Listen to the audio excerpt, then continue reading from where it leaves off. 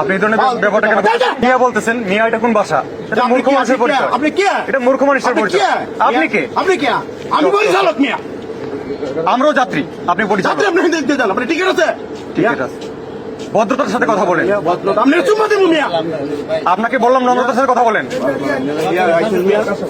মিয়া মানে কোন শব্দ? শুনুন না, ডাকবো মিয়া আমার।